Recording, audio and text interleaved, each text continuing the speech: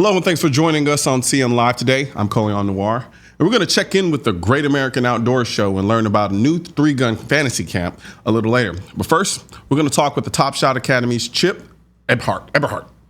Dude, Chip, you realize I've never said your last name out loud?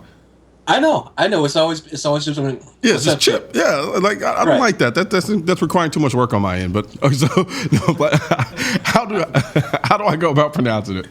Yeah, Eberhart. Eberhart. Okay. Eberhart. Or just right. Chip E. Chip E is fine too. Okay, Chip E. We're gonna stick with Chip E. How you been, man? I'm good, man. Good, man. Wait, did we? Oh man, did we run into each other a shot? Yeah. We saw each other shot. It was no. just a hot second. Gotcha. Yeah. I was blazing through shot this year. It was crazy. Yeah, but I was only there one day. Well, 2 days. Came in for media day. Checked out what was going on with some new products, and then hit the show floor for 1 day. Really? Anything stand out? Yeah. Man, the most amazing thing I saw was I don't know if you see right back here. I got a little MPX. I see that. I see it. It's kind of nice. I kind of like it. but it's really nicer when you. I was over at an industry day, and Franklin Armory had their binary trigger. Oh my God! Really? The thing is incredible. So with the binary triggers, or Bostech calls it an echo, but with the binary trigger, you get one trigger pull when you pull it, and then when you release it, you get another one. Now, if your target's down or you don't want the second shot, you can just throw it into either safe or semi. So yeah, it's got three positions, no ATF letter. Yes, it goes from no pew to pew to pew pew pew pew pew. Yes, a happy switch. And Lord knows I love my pew. Where's my hat? Now you got a new hat. I don't even have an old one. These are one-offs, man. I haven't even started selling these yet. That's tight. Yeah. They're coming though. They're coming. I promise. You know I'm a hat man. Yeah, clearly so am I too. Right. People always wonder what I look like without my hat on, so I'll let everybody else. Yeah, right.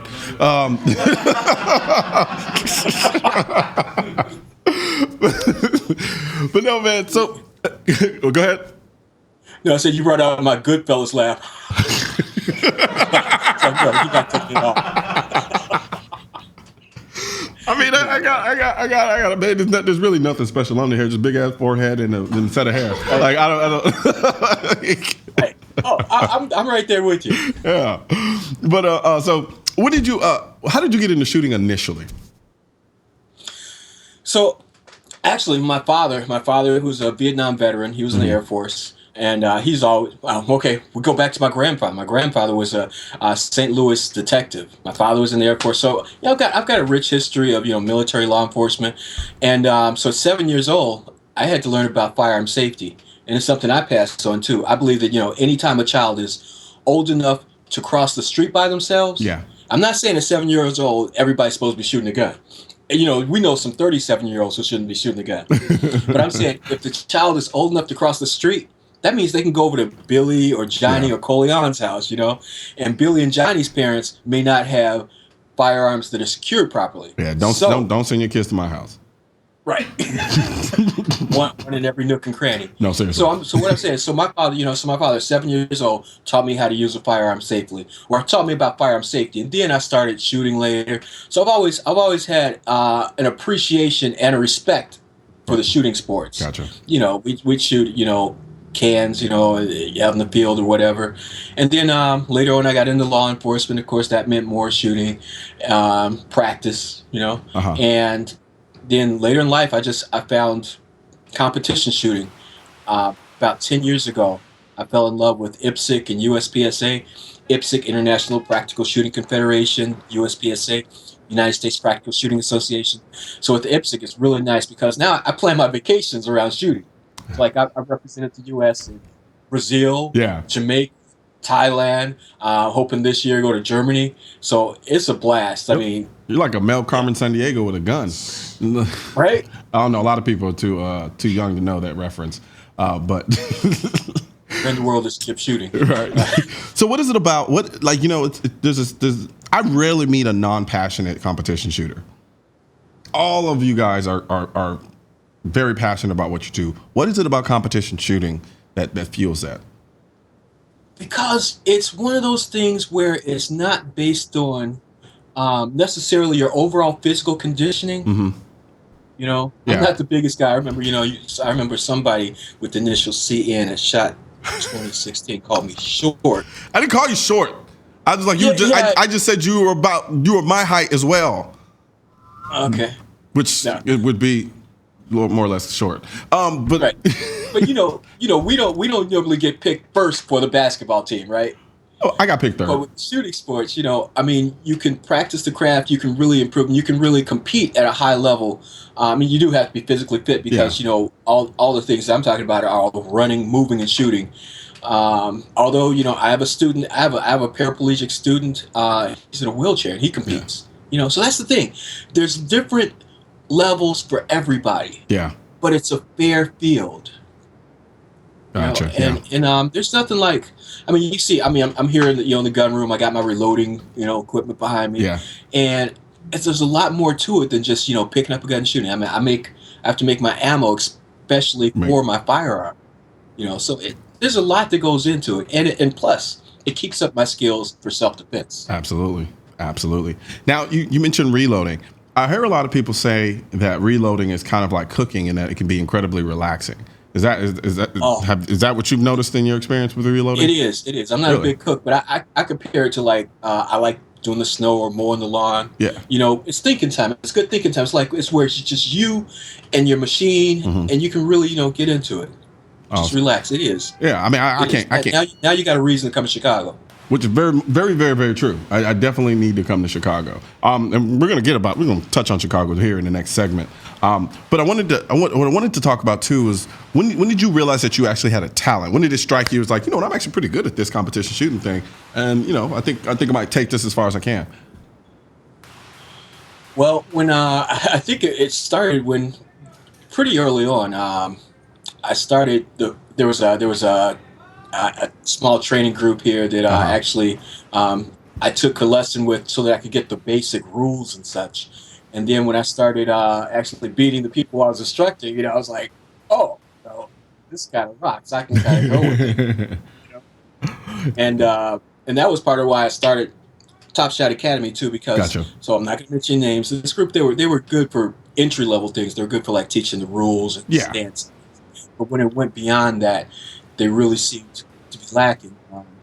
I taught, when I was with the police department, I've taught, in the civilian life.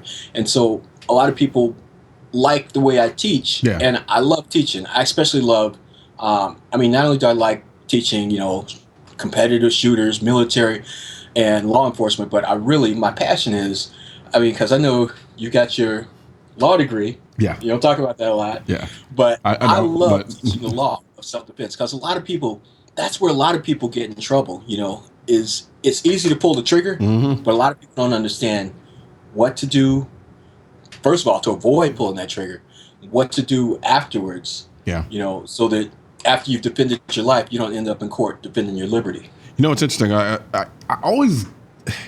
I think in a lot of ways the self-defense laws are, and probably rightfully so, they're geared not to our favor as people who might need them who use guns for self-defense. And here's why. When we're talking about self-defense, we're already behind the curve. We're usually reacting. Whereas cops, they get called to the scene of the crime. Whereas citizens, we're reacting to something that's already got to drop on us to a degree. And so we're behind that ball, or behind that curve, so to speak. But then on top of that, there's so many things that we have to factor in our minds. Like you just said, is this a good shoot? Is this a justified use of the level of force that I'm going to be engaging in if I decide to pull my firearm? What's around me? What other factors and measures that I have to think about? Just a myriad of things that the person who's attacking us doesn't have to concern themselves with. Right. So it makes me angry when you have legislators and politicians, people who try to make it even harder with respect to gun control laws than it already is for us to use firearms to defend ourselves. I just think it's kind of evil if you really think about it. But It is. Yeah, because whenever they talk about gun control, they don't talk about taking guns from the criminals. They talk Yeah. about taking guns from us. Or like Yeah. you said, that's their idea of gun control. Yeah, it drives me insane, man. And I wish they would understand and look at things from our perspective and understand the things that we have to consider, in which you know a lot about, because you like you said, you like to teach the intricacies of self defense, because they're not as clear as a lot of people like to think. And I mean, hell, cops' jobs are hard in terms of determining when's a good time to shoot, and they're getting called out to the scene. Right. You know, whereas us, it's hell, I could be sitting here and before I know it, something could happen, and I have to make a split decision. And then I have to think about, okay, well, is this justified? What's the scenario? Am I truly in fear of my life? You know, things of that nature, and rightfully so. It's just that I just wish people understood and put in. If you can't empathize, sympathize with the idea of what actually does it take to defend and use a gun to defend yourself. That's going to be my soapbox for this segment. Amen to that. Amen to jump on top of that soapbox. But we're gonna get on another soapbox when I come back from break. I want to talk to you a little bit about Chicago and the epidemic of violence in Chicago. If there's anybody who's in a position to talk about that, it would be you. I read an article that you wrote concerning you carrying a firearm and why you do it, and I want to talk about that when we come back from break.